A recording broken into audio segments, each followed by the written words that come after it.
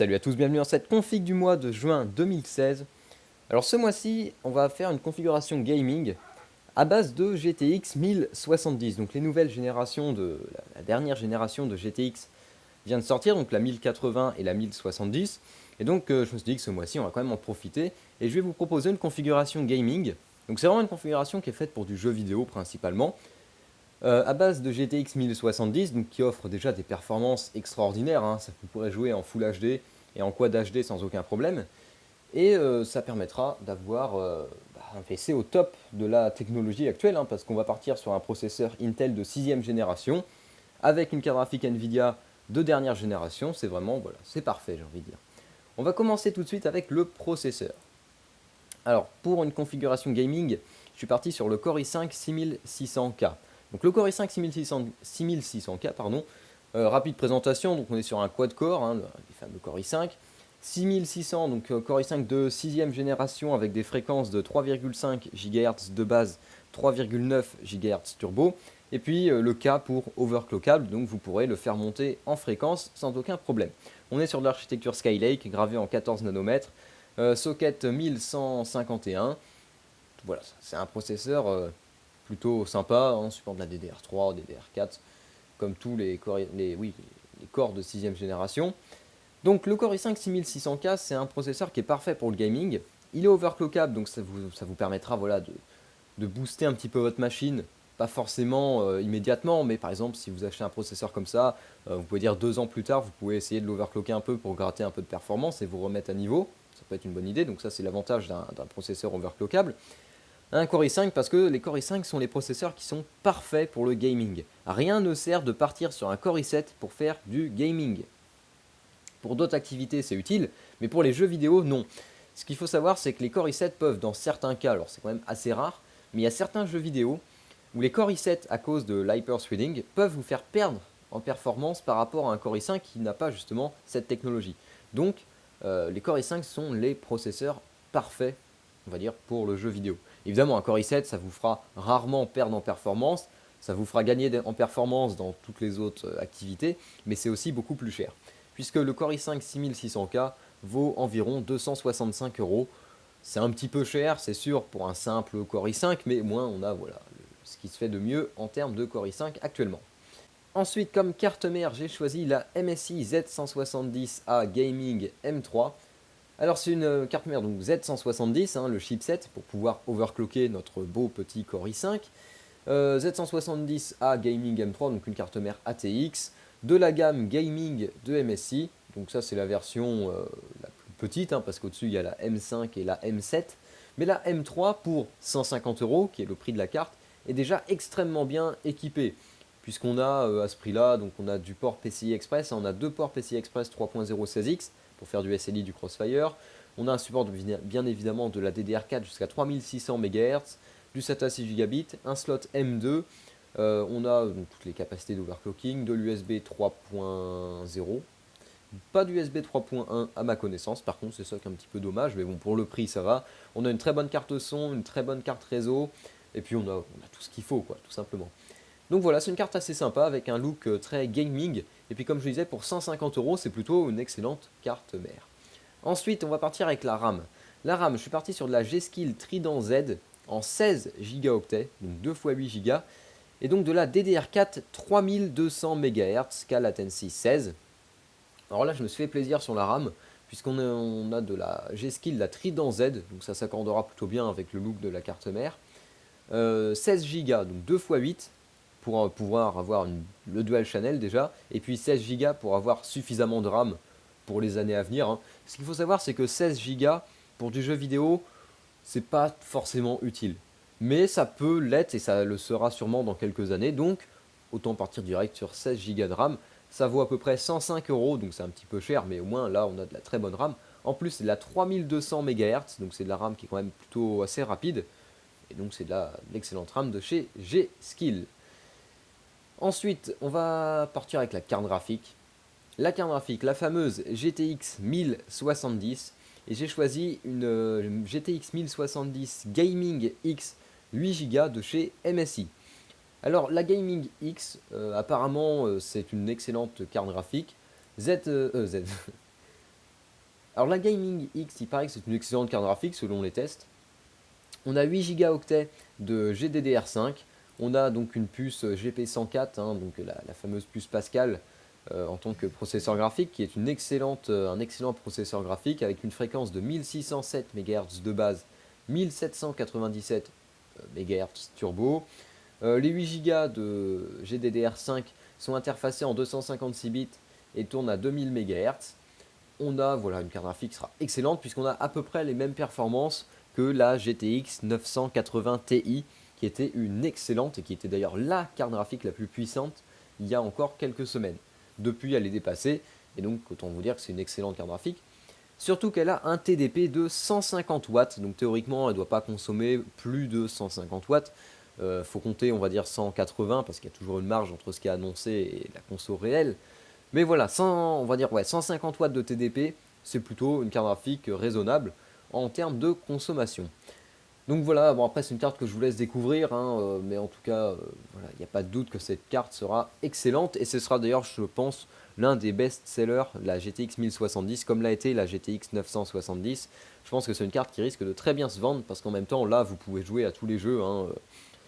La 1080p, il n'y a aucun problème. Le Quad HD, donc 2560 par 1440 et tout, il n'y a aucun problème. Pour la 4K, c'est un peu juste.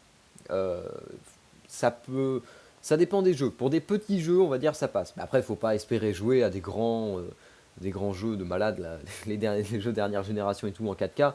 C'est quand même un petit peu juste. Ça pourra peut-être, ouais, ça tournera, mais vous n'aurez pas un nombre élevé de FPS.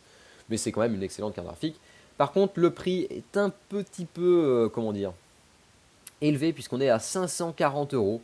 C'est un peu cher, sachant que la carte n'est toujours pas disponible, hein. On attend toujours que les stocks reviennent parce que bah, c'est une carte qui est très demandée et puis la production est assez faible pour le moment. Donc c'est un peu la guerre pour en avoir une. Mais voilà, 540 euros, vous avez quand même ce qui se fait quasiment de mieux en termes de carte graphique. Ensuite, on va attaquer le stockage. Alors le stockage, comme d'habitude, ça se divise, enfin comme d'habitude, comme généralement, ça se divise en deux parties, un SSD plus un disque dur. En SSD, je suis parti sur un Samsung 850 Evo d'une capacité de 500 Go. Donc oui, les 850 Evo, hein, on les présente plus de chez Samsung. C'est une gamme qui est très connue puisqu'on a de la fameuse V-NAND 3D de chez Samsung, hein, qui est de la TLC en fait.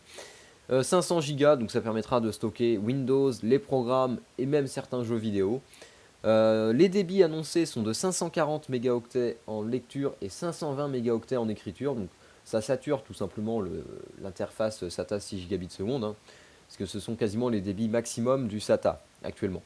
Donc c'est pour ça qu'il n'y a pas de SSD qui vont plus vite que ça, sauf à partir sur des SSD PCI Express ou des SSD en M2. Mais là on s'éloigne un peu du sujet. Donc le prix d'un SSD Samsung 850 Evo 500 Go, c'est environ 150 euros. On va se faire plaisir sur ce coup-là. Et puis à côté de ça, un disque dur. Donc un Seagate Barracuda en SATA 6 Gb seconde 2 Teraoctets. Alors les Seagate Barracuda, c'est des disques durs, c'est ceux que je vous recommande actuellement, ainsi que les Western Digital. En fait, il n'y a plus que deux marques, hein, il y a Seagate et Western Digital, sachant que les deux se valent. Par contre, il faut faire gaffe, lorsque vous choisissez un disque dur, à bien prendre les gammes grand public, parce qu'il existe des disques durs qui sont faits pour la surveillance, enfin, des disques durs pour les NAS, des disques durs spécifiques pour le stockage et tout. Enfin, il y a des trucs, il y a pas mal de versions, on va dire. Ceux que je vous conseille, ce sont les Seagate Barracuda. Donc là, on a un Seagate Barracuda de 2 Teraoctets. Donc ça vaut à peu près 60, un petit peu moins de 80 euros pour 2 Teraoctets. Sachant que c'est un disque dur, donc un 7200 tours par minute, hein, bien sûr. Parce qu'il y en a des un peu moins rapides, mais là, les débits s'effondrent. Et autrement, chez Western Digital, je vous recommande les Western. Alors, c'est les versions blue ou black. En fait, eux, ils ont divisé. Il y a les green, les red, les blue, les black. Ce que je vous conseille, c'est de prendre les Western Digital, les caviar blue ou les black, qui sont excellents. Mais à part ça, ça sert à rien d'aller chercher compliqué. Ensuite, le refroidissement. Je suis parti sur un Corsair H100i GTX. Donc un kit de water cooling en 240 mm. Le H100i GTX, donc il vaut à peu près 135 euros. On a un radiateur donc de 240 mm avec deux ventilateurs de 120 dessus. Donc c'est vraiment un très bon kit de water cooling. Puis on va se faire plaisir, hein, vu que c'est une configuration gaming et tout. Franchement, c'est un très bon système de refroidissement. Compatible avec tous les sockets, bien évidemment. On a comment dire, un très, très bon système fait gaming et tout. Je sais pas d'ailleurs quelle est sa capacité de refroidissement maximum, c'est pas annoncé, mais franchement pour refroidir le Core i5 6600K, ce sera largement suffisant et au moins avec un refroidissement comme ça, vous pourrez overclocker sans aucun problème. Et en plus, je trouve que ça rend plutôt bien dans un boîtier, c'est quand même assez stylé quoi. Ça rend bien au niveau du design, ça s'intègre plutôt bien. Ensuite, une alimentation. Alors l'alimentation, on reste chez Corsair. D'ailleurs, je viens de remarquer que je fais pas de pub pour Corsair, mais je viens de remarquer que j'ai pris finalement que du Corsair avec la Corsair RM 650X. Donc c'est les nouvelles alimentations de chez Corsair, hein, les versions RMX. 650 watts, donc c'est largement suffisant pour alimenter la carte graphique, le processeur et même faire de l'overclocking. 650 watts en 80 plus Gold, donc ça assure un très bon rendement. En plus, c'est une alimentation qui est full modulaire, donc au moins au niveau du câblage, vous êtes tranquille. Il y a suffisamment de câbles, hein, on a 4 connecteurs PCI Express 6 plus 2, donc c'est suffisant pour alimenter n'importe quel carte graphique. Et puis après, on retrouve tous les connecteurs standards, la 24 pin ATX, du 8 pin du CPU 8 pin. On a 7 connecteurs Molex, 8 connecteurs SATA, 4 connecteurs PCI Express 6 plus 2 comme j'ai dit, donc c'est vraiment très bien. Donc bien sûr pour faire du SLI, du Crossfire, c'est possible. Et on a une alimentation qui a la particularité d'avoir un ventilateur qui s'éteint lorsque on est à faible charge. Donc l'avantage c'est que lorsque vous ne ferez pas de gaming, lorsque vous ferez de l'internet, de la bureautique machin, le ventilateur de l'alimentation sera à l'arrêt et donc ne fera aucun bruit.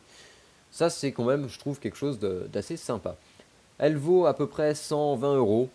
120 euros, c'est assez raisonnable, sachant qu'on a une très bonne alimentation qui est garantie d'ailleurs, qui est une garantie de, je crois que c'est 7 ans, si je dis pas de conneries. Je vais regarder ça. Alors rectification, en fait on a une garantie de 10 ans sur l'alimentation. Donc si vous achetez une alimentation maintenant, vous êtes tranquille jusqu'en 2026. Donc bon, voilà, c'est plutôt un gage de fiabilité parce que quand une marque garantit ses produits comme ça pendant 10 ans, je pense que vous n'aurez pas de problème normalement d'ici là. Et puis ensuite, il va nous falloir un boîtier. Alors là, pareil, on va se faire plaisir sur le boîtier avec un Corsair Obsidian 450D fenêtré. Donc c'est un boîtier qui vaut 135 euros, qui pourra accueillir les cartes mères donc ATX et micro ATX. Mais bon, je vous conseille les cartes mères ATX, hein, puisqu'il fait même d'ailleurs le iATX. Le problème de mettre une petite carte mère dans un gros boîtier, c'est que ça fait vide en fait. Votre boîtier paraît un peu vide. Donc voilà, une compatibilité avec les cartes mères ATX, iATX. Le dégagement pour les cartes graphiques est de 430 mm, donc 43 cm pour les cartes graphiques, c'est largement suffisant. On aura bien sûr de quoi placer le système de water cooling, hein, puisqu'on a une compatibilité avec les radiateurs de 120 et 240 mm. Boîtier fenêtré, donc c'est sympa pour voir l'intérieur de sa config. On a de base 3 ventilateurs qui sont fournis, un 120 mm à l'arrière et 240 mm à l'avant. On a donc 2 emplacements 3.5 pour mettre des lecteurs CD, Rhéobus, machin, plus 3 emplacements 3.5 donc pour mettre les disques durs. Et on a encore des emplacements pour mettre ensuite les SSD. Et puis on a des filtres à poussière à l'avant et en dessous du boîtier, et même au-dessus je crois. Donc voilà, c'est un très bon boîtier, je vous le recommande. Après, bien sûr, le choix du boîtier est libre, hein, du moment que vous trouvez un boîtier dans lequel vous puissiez mettre vos composants. Après ça c'est surtout en fonction de vos goûts et puis de ce que vous aimez, quoi, tout simplement. Voilà, donc c'était la config du mois de juin 2016, une config faite pour le gaming, à base de Core i5 et de GTX 1070. Voilà, vous pouvez bien sûr modifier les composants si vous souhaitez vous faire une config, hein, ça c'est une configuration on va dire de référence. Après vous pouvez choisir un autre processeur, une autre carte graphique, de la RAM différente, choisir un autre SSD ou pas de SSD du tout, choisir un autre boîtier, une autre alimentation. Donc comme je disais, c'est vraiment au choix. C'est une configuration que je vous recommande. Voilà, le mois prochain, je ne sais pas ce que je vais faire, mais comme AMD a annoncé la sortie de la RX 480, je vais voir si elle sera sortie d'ici là. D'ailleurs c'est pour ça, si vous trouvez que cette vidéo est sortie assez en retard, puisque je fais cette vidéo, on est déjà le 21 juin, et donc d'habitude j'ai sort avant le 15 juin, enfin avant le 15 du mois.